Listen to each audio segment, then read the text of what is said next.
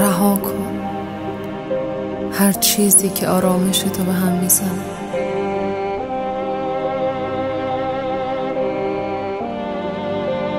رها کن هر فکری که تو را از خودت دور کرده.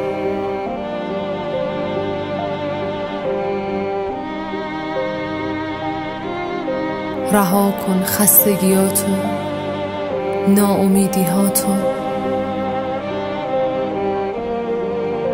لازم نیست همیشه قوی باشی. گاهی کافیه فقط آروم باشی، بی صدا، بی اضطراب. رها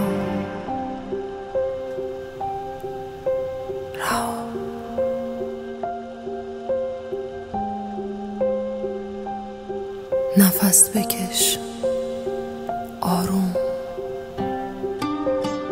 عمیق.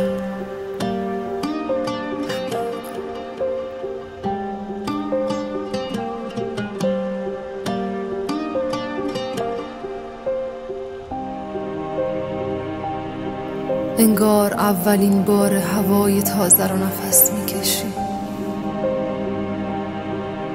اجازه بده نور وارد قلبت بشه. اجازه بده اشکات جاری بشن.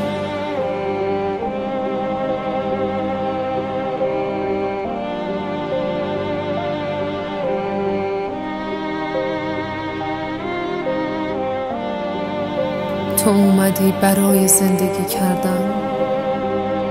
آغوشتو باز کن برای هر تجربه‌ای که به سمتت میاد.